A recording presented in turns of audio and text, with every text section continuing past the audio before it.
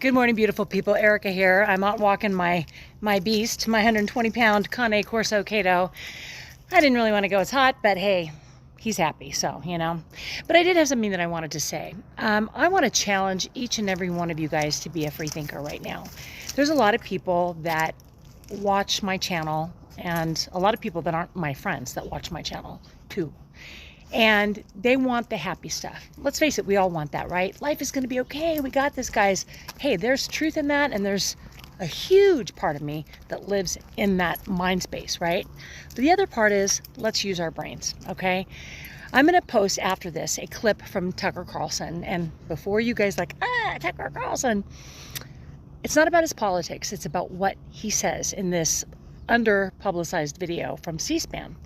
He recently gave a talk, and who was a huge supporter of the president, has the guts to get up and say what most of us are thinking without being spiteful or hurtful or like overly derogatory. He just calls a spade a spade.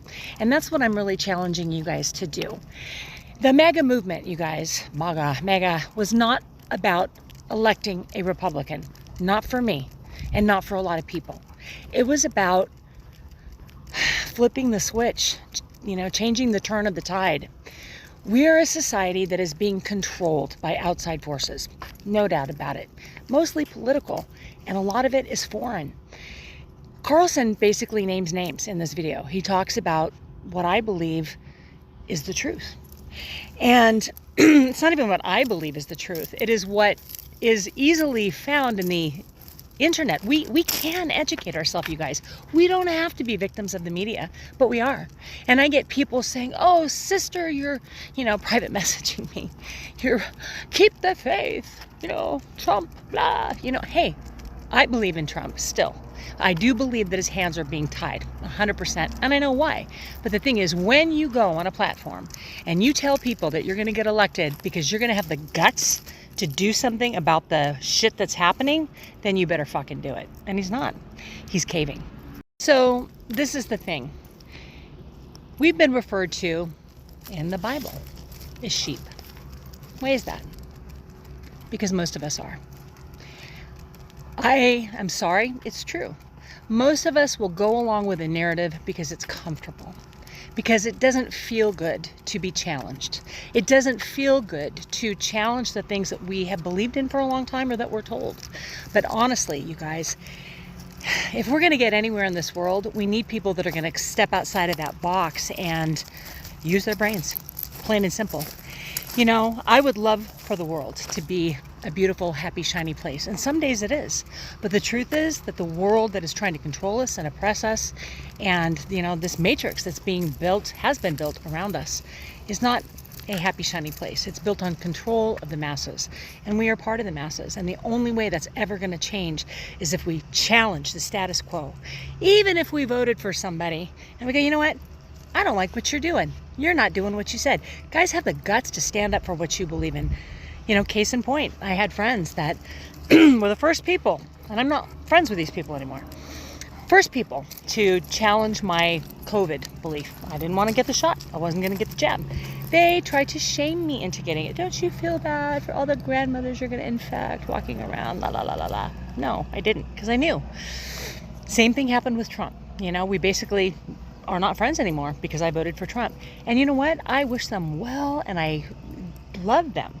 But I did what I believed, and it doesn't matter if I was right, if I was wrong, if they were right, if they were wrong, because really, at this point, it's so convoluted. There is no right or wrong. We're trying to figure that out. What matters is I did what I believed in. They challenged that, and they couldn't handle that. They didn't want me to step outside of what they considered to be moral and right and fair. And you know what? I accept that, and I let those people go with love. I've had to do that with a few people, and I really don't fucking care. Because you know what? All that matters at the end of the day is what I go home to. I go home to myself, and I'm not going to feel right if I am not doing what I believe is right and following my own head and my own path and my heart. Sometimes that's going to lead me in a good direction. Sometimes that might lead me in a bad direction. Today I challenge you guys to step outside of your comfort zone. Whatever you've been taught, whatever you've believed your whole life, whether it be religious or political, just try and put on a shade of neutrality glasses and look at things that are really presented to you without the spin. I know that's hard to do, but it is possible. And it's pretty easy to make up your own mind if you are not completely indoctrinated to what is happening right now. You know, you may lose friends. Your opinion may lose you people that you care about. And you know what? That's happened to me. I am so okay with that because I believe that they're following their truth and I'm following mine. And if that means that we go separate ways, I'm good with that. So take a listen to this. I just challenge you, wherever you're at today, life is a beautiful mix, right? It is beautiful. We have this amazing earth. We have today, we have our families, we have our blessings. Yeah, we all want to see that. And that's a big part of me. I'm going to be posting my food and my family times. That's all legit, genuine, real. But I think I would be remiss if even in my own little tiny space here on social media that I'm followed by 600 and some odd people, you know what? I'm making an impact because maybe you're not commenting on my stuff, but the stuff that's a little controversial, ooh, I'm getting a lot of messages. People feel the same. They're afraid to speak out. They're afraid to say it out loud, afraid they're going to lose friends, afraid they're going to offend people.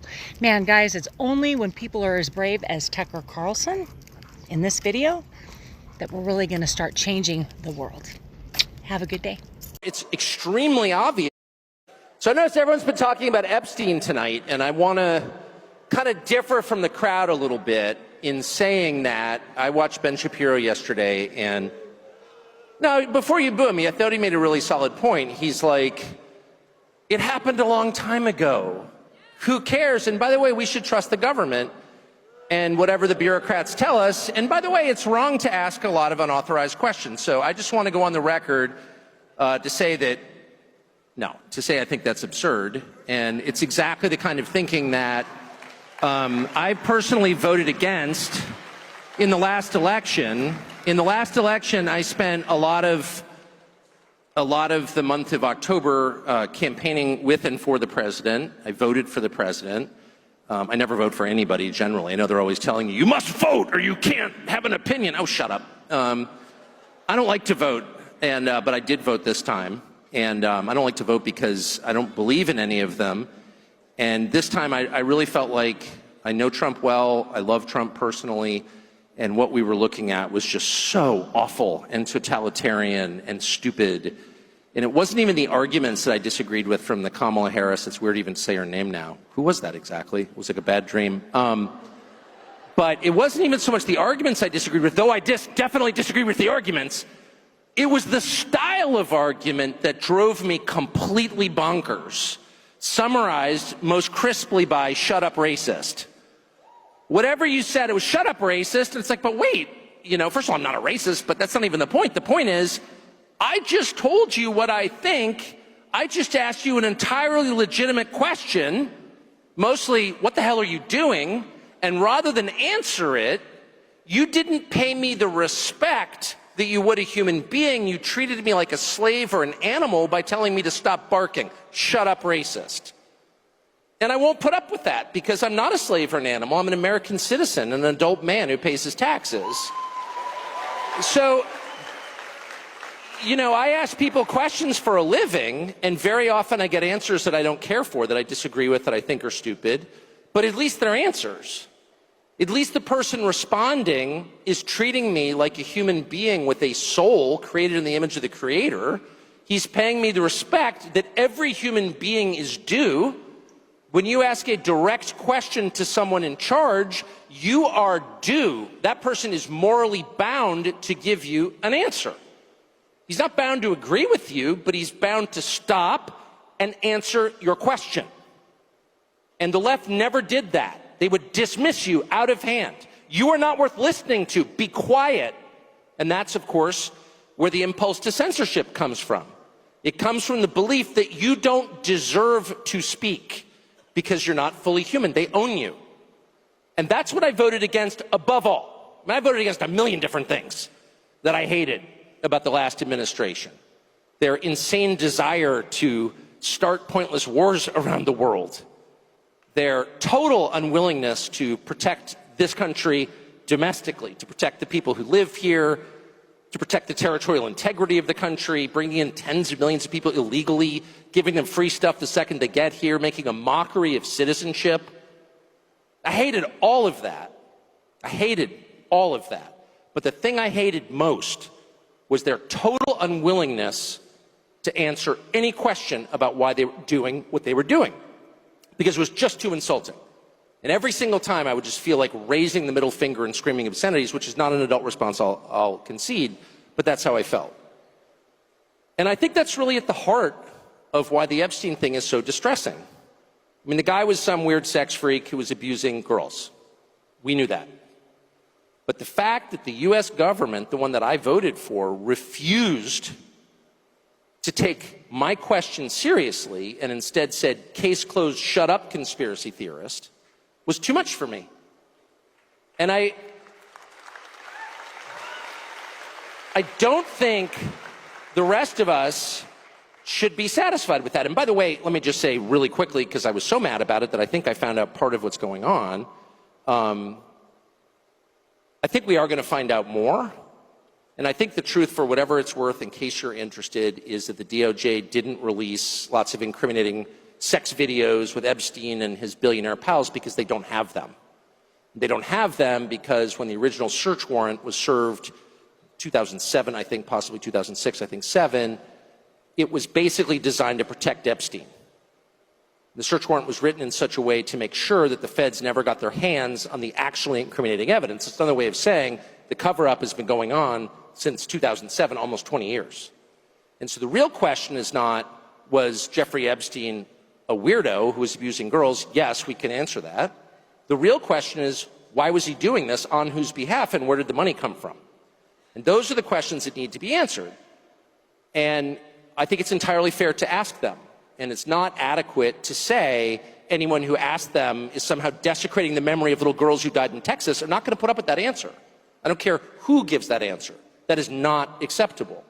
And I think the real answer is Jeffrey Epstein was working on behalf of intel services, probably not American.